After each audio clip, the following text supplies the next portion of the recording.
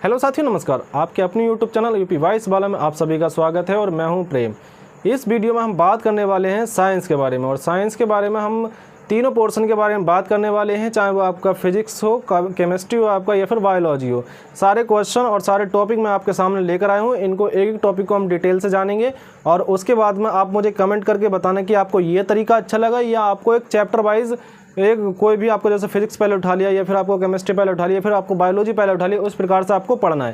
कहने का मतलब एक चैप्टर वाइज पढ़ना है या फिर आपको इस प्रकार से ही पढ़ना है, ये आप मुझे कमेंट करके बताएंगे। और वीडियो अच्छी लगेगी तो वीडियो को शेयर करेंगे। आपका एक लाइक मेरे लिए मोटिवेशन सिद्ध होने वाला है। तो चलिए बात करते हैं, हम सबसे पहले स्टार्ट करते हैं। देखिए, अगर बात करते हैं सबसे पहले हम पढ़ेंगे। देखिए यहाँ से जो मैं आपको बता दूँ ना, यहाँ से आपको क्वेश्चन देखने को मिलेगा 100 तो देखो मैं नहीं कह सकता, मुझे भी नहीं पता, लेकिन 99.99% यहाँ से जो आज की क्लास है 15-20 मिनट की, आपको यहाँ से हर एक एग्जाम में क्वेश्चन देखने को मिलेगा। स्पेशली अगर रेलवे की बात करें तो 200% यहाँ से देखने को मिलेगा। चलिए आइए बात करते हैं हम क्वेश्चन के बारे में। देखिए सबसे पहले यहाँ से एक क्वेश्चन पूछा गया था, इस बार जो अभी एग्जाम आपका हुआ था पहले, पूछा गया था कार्य करने की दर को क्या कहते हैं। क्या पूछा गया था कि कार्य करने की दर को क्या कहते हैं, तो इसका राइट आपका आंसर हो जाए कार्य करने की दर को यदि बात करें तो इसको बोलते हैं कार्य करने की दर को शक्ति। क्या बोलते हैं इसको? देखिए शक्ति। कार्य करने की दर यदि आपसे पूछ ले तो बोलेंगे शक्ति, और आपसे पूछ ले कार्य करने की क्षमता। क्या पूछे? याद रखना, अगर दर पूछे कार्य करने की तो बोलेंगे शक्ति, और पूछे यदि कार्य करने की क्षमता को तो इसको बोलेंगे ऊर्जा। क्या बोलेंगे? ऊर्जा। ठीक है, तो ये आप याद रखें। अगर चलिए अब ऊर्जा आ गया तो हम यहाँ लिख ही लेते हैं। तो ऊर्जा का मात्रक क्या हो जाएगा? ऊर्जा का मात्रक हो जाएगा जूल। ठीक है, या आपका ऊर्जा का मात्रक क्या हो गया? जूल। ऊर्जा का मात्रक जूल हो गया और कार्य का मात्रक भी क्या हो गया? जूल। आपको देखिए इसी प्रकार से यहाँ से लिखना है। ठीक है, इसी प्रकार से आपको ऐसे ही लिखना है। ये शॉर्ट नोट्स हो जाएंगे और आपको कम टाइम में आपको ज़्यादा कंटेंट मिल जाएगा। चलिए आइए बात करते हैं वेग परिवर्तन की दर। देखिए वेग परिवर्तन की दर क्या होती है? वेग परिवर्तन की दर होती है त्वरण। क्या होती है? वेग परिवर्तन की दर होती है आपकी त्वरण। क्या होती है? त्वरण। वेग परिवर्तन की दर क्या होती है? त्वरण। और त्वरण की मात्रक की बात करते हैं तो इसे कैसे शो करते हैं? मीटर पर सेकंड स्क्वायर से शो करते हैं। आपको ऐसे ही लिखना है जैसे मैं आपको लिख रहा हूँ, और आपको ऐसे ही याद करना है। ठीक है, फिर आप एक कोई भी सेट लगाना, और आपको अगर यहाँ से क्वेश्चन ना मिले फिर आप कमेंट करके मुझे बताना कि भैया आप झूठ बोल रहे थे। ठीक है, चलिए बात करते हैं इस बात में। देखिए संवेग परिवर्तन की दर। क्या पूछा? संवेग परिवर्तन की दर। क्वेश्चन मेरा ध्यान से सुनना। पूछा है कि संवेग परिवर्तन की दर, तो इसका राइट आपका आंसर हो जाएगा बल। क्या हो जाएगा? बल। ठीक है, लेकिन यदि पूछे संवेग में परिवर्तन, संवेग में परिवर्तन आपका हो जाएगा आवेग। क्या हो जाएगा? संवेग में परिवर्तन। जब पूछे संवेग में परिवर्तन तब आपका हो जाएगा आवेग। ठीक है, लिख लेना यहाँ संवेग में। ठीक है, संवेग में परिवर्तन क्या होगा? संवेग में, देखिए जगह मेरे पास कम है इसलिए मैं शॉर्ट में लिख रहा हूँ। संवेग में परिवर्तन, तो इसका राइट आपका आंसर हो जाएगा आवेग। लेकिन यदि पूछे संवेग परिवर्तन की दर क्या हो जाएगा तो वो आपका हो जाएगा बल। ठीक है, चलिए बात करते हैं कार्य की। देखिए कार्य की बात करें तो कार्य के लिए एक फॉर्मूला हम याद रखेंगे, न्यूमेरिकल में यूज होता है, F/D, मतलब बल गुणा विस्थापन। बल गुणा विस्थापन यदि आपसे पूछ ले क्या होता है तो ये आपका होता है क्या? कार्य। और आप याद रखेंगे यदि आपका विस्थापन 0 है, यदि आपका विस्थापन 0 है तो कार्य भी क्या हो जाएगा? 0 हो जाएगा। ठीक है, पूछे एक तो आप यहाँ से इसको याद रखेंगे, अगर विस्थापन 0 तो कार्य आपका 0 हो जाएगा। कार्य का मात्रक मैंने आपको क्या बताया? जूल बताया। क्या बताया? जूल बताया। ठीक है, तो कार्य का मात्रक भी क्या हो जाएगा? जूल हो जाएगा। चलिए बात करते हैं इसके बाद में शक्ति की। देखिए शक्ति का एक फॉर्मूला आप याद रखेंगे, P। इसे शो करते हैं, पावर को शो करते हैं P से, और P बराबर आपका हो जाता है W/T। ठीक है, मतलब कहने का है कि एकांक समय में किया गया कार्य। कैसे याद रखेंगे इसको?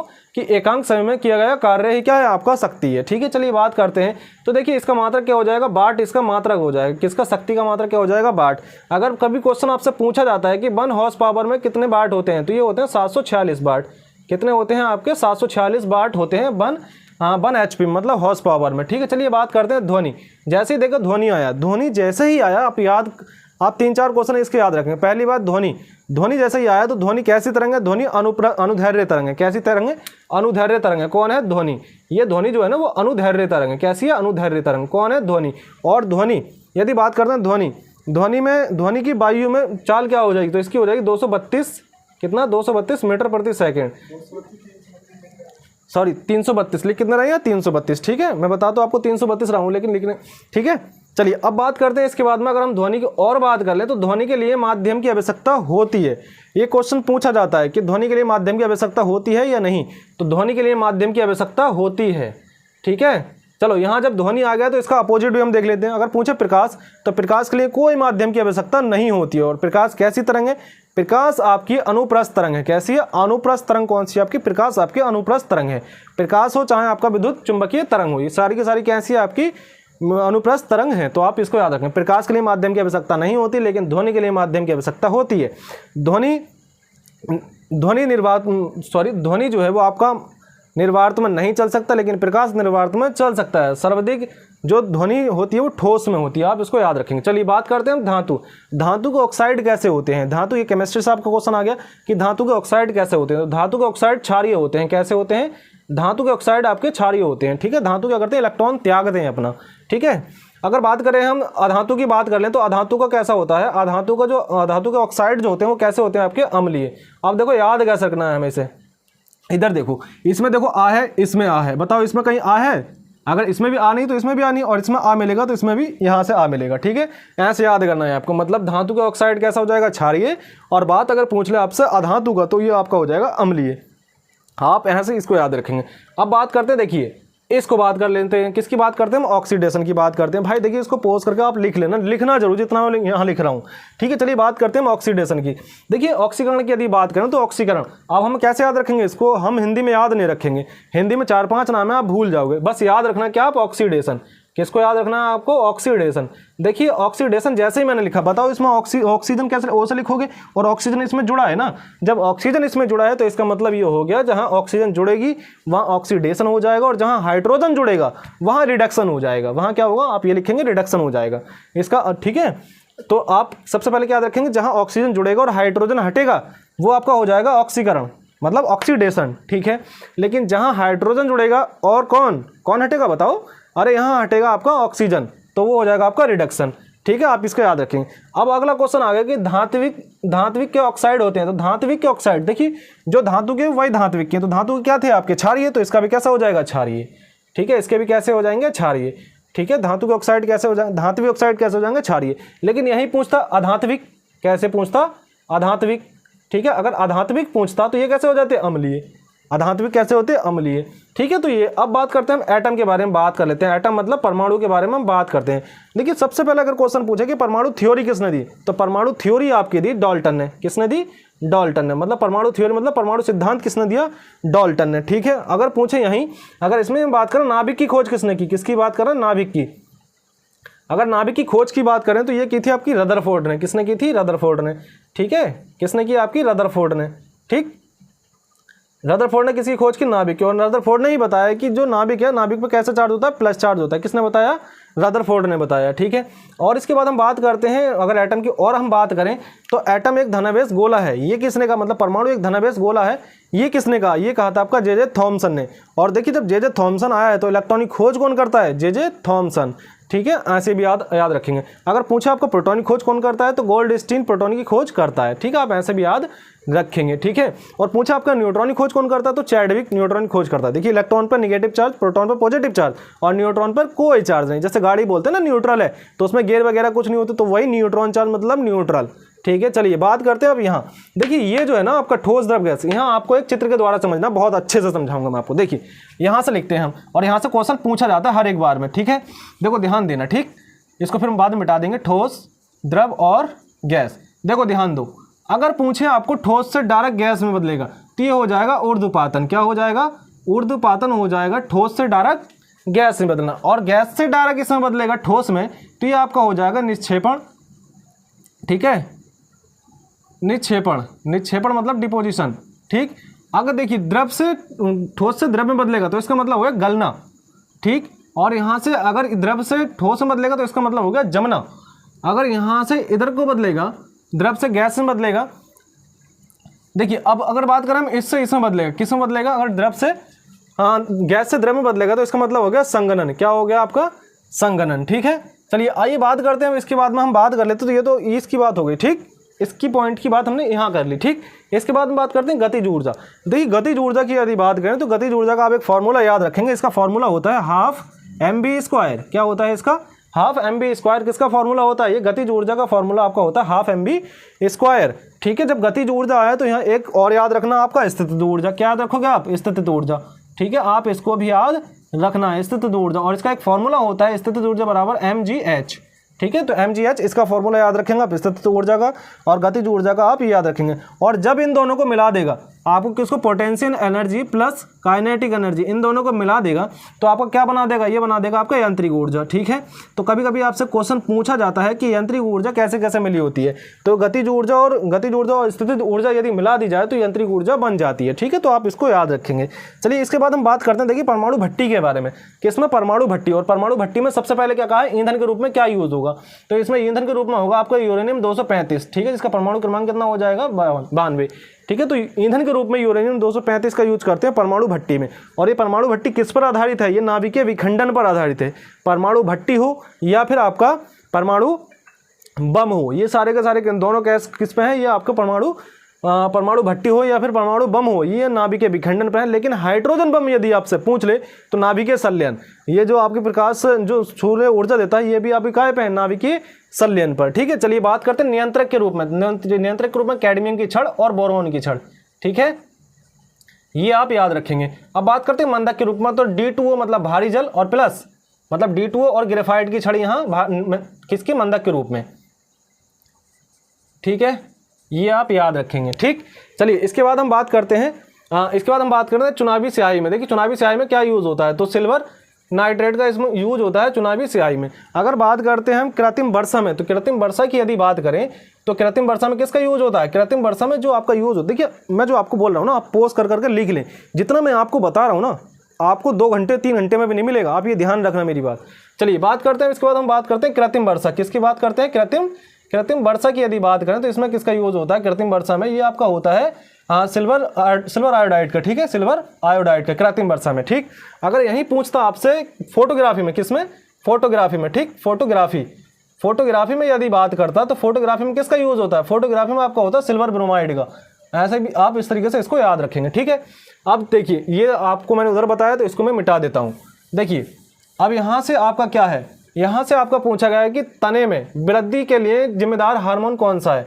ये तने में जो वृद्धि के लिए जिम्मेदार हार्मोन्स है ना, ये जिबरेलिन है। कौन सा है, जिबरेलिन। ठीक है, जो तने में वृद्धि के लिए जिम्मेदार कौन सा हार्मोन्स है, जिबरेलिन हार्मोन्स है। इसके बाद बात करते हैं सेल की। देखिए कोशिका विभाजन की यदि बात करते हैं तो 1665 में होती है इसकी खोज कब होती है, 1665 में। ठीक है, इसकी बात करते हैं कोशिका की खोज कौन करता है, तो ये करता है आपका रॉबर्ट हुक। कौन करते हैं, रॉबर्ट हुक। तो हुक लिखते हैं डायरेक्ट। ठीक है, रॉबर्ट हुक कोशिका की खोज करते हैं। अगर बात करते हैं कि जीवित कोशिका कौन करता है, ल्यूवेनहॉक। कौन करता है, ल्यूवेनहॉक जीवित कोशिका की खोज करता है। और यही क्या है, यही जीवाणु की खोज करता है, तो इसीलिए इसे बोलते हैं फादर ऑफ बैक्टीरियोलॉजी। ठीक है, जीवाणु की खोज भी कौन करता है, ल्यूवेनहॉक। तो आप इसको भी याद इस तरीके से ही रखेंगे। अगर बात करते हैं कोशिका थ्योरी किसने दी, मतलब कोशिका थ्योरी किसने दी, तो ये आपकी दी थी एसएस मतलब स्लाइन और स्वेडेन ने। ठीक है, तो आप इसको भी याद रखेंगे। बात करते हैं पंचजगत वर्गीकरण किसने दिया। पंचजगत वर्गीकरण की यदि बात करें तो ये किसने दिया था, पंचजगत वर्गीकरण दिया था आपका R.H. व्हिटकर ने।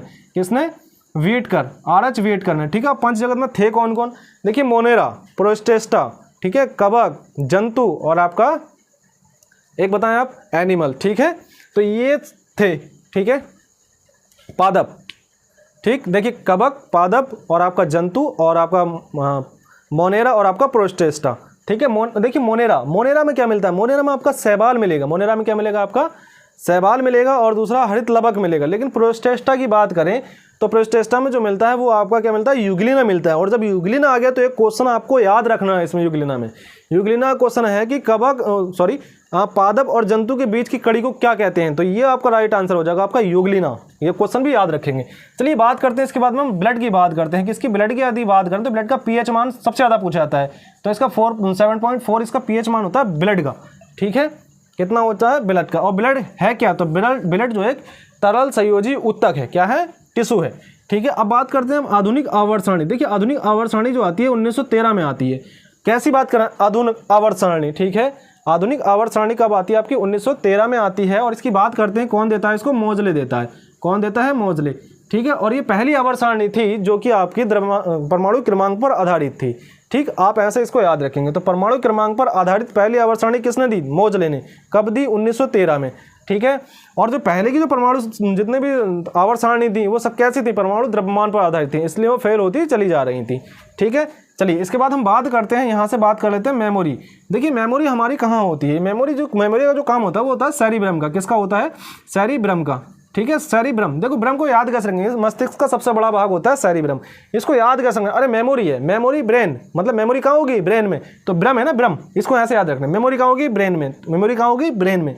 ठीक है, तो सेरिब्रम, सेरिब्रम का मेमोरी का यूज़ कहाँ होगा? सेरिब्रम में। ठीक है, बात करते हैं शरीर संतुलित। तो संतुलित हो जाएगा, तो इसका राइट आपका आंसर हो जाएगा सेरिबेलम। कौन हो जाएगा? सेरिबेलम। ठीक है, सेरिबेलम में कहाँ हो जाएगा इसका?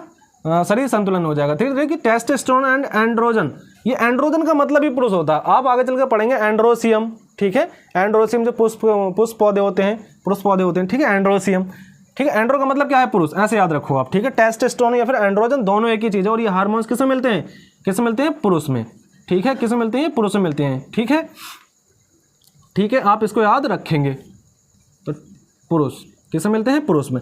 बात करते हैं, देखिए कभी आप बचपन में याद करने की देखिए ट्रिक देखिए, EEG और ECG।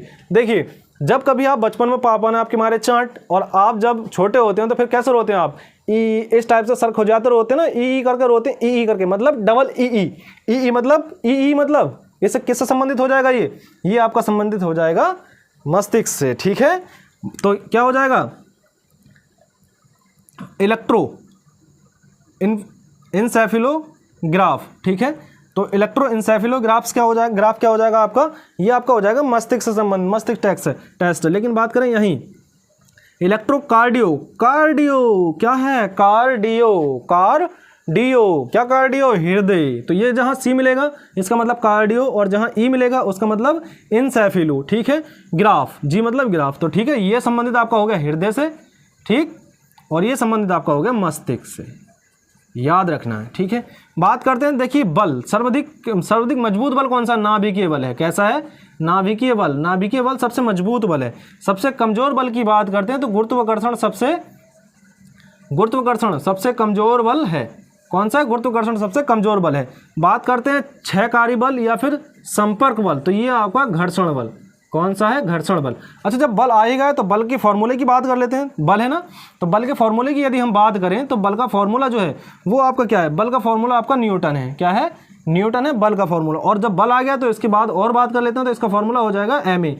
F बराबर MA, मतलब फादर बराबर माँ। ये आप याद रखेंगे। ठीक है, उस तरीके से जैसे मैंने बताया। देखिए अग्नाशय अमाशय की बात करते हैं। अमाशय में क्या होता है? अमाशय में कौन सा अम्ल होता है? तो अमाशय में HCl अम्ल होता है। कौन सा अम्ल होता है? HCl अम्ल होता है। ये भोजन को पचाने में सहायक होता है। ठीक है, प्रोटीन को पचाने में सहायक कौन सा होता है? HCl अम्ल होता है। तो HCl कहाँ हो जाएगा? आपका पेट में।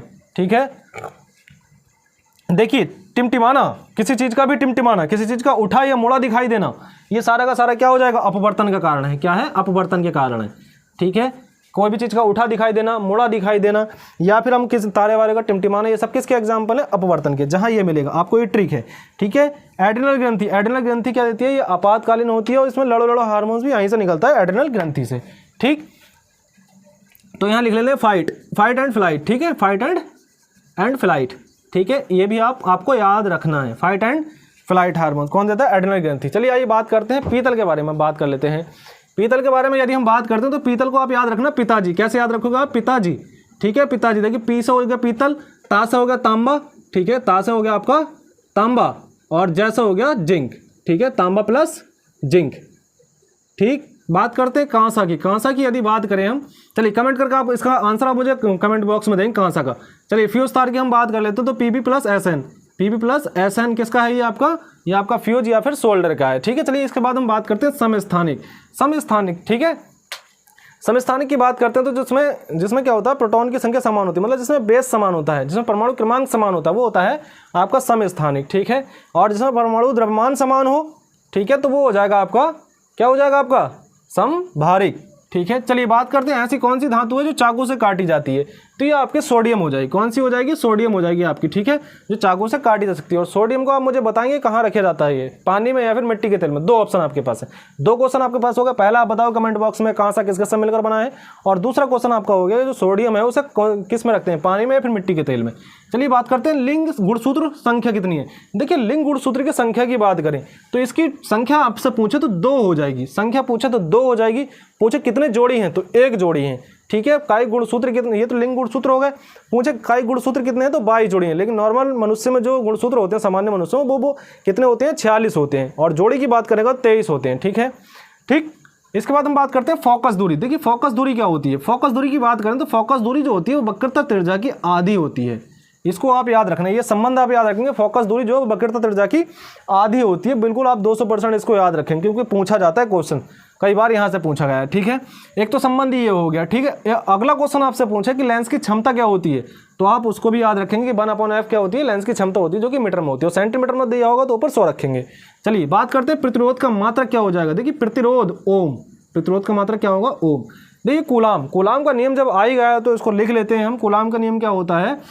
F बराबर G R Q1 Q2 बटा 1/4 पाई एप्सिलॉन नॉट Q1 बटा Q2 बटा R², ठीक है। ये इसका फॉर्मूला हो जाएगा, ठीक। तो इसे याद कैसे रखेंगे? देखिए याद कैसे याद रखेंगे, दो आवेशों के बीच लगने वाला विद्युत आकर्षण बल उन आवेश के गुणनफल के समानुपाती तथा उसकी बीच की दूरी के वर्ग के वियोत के अनुपाती होता है। आप इस प्रकार से गुरुत्वाकर्षण का नियम, कूलाम का नियम याद रखेंगे, ठीक है। बात करते हैं आवेश। आवेश मतलब क्यू की यदि बात करें तो क्यू बराबर क्या होता है? क्यू बराबर 2 फॉर्मूले आपको याद रखने हैं।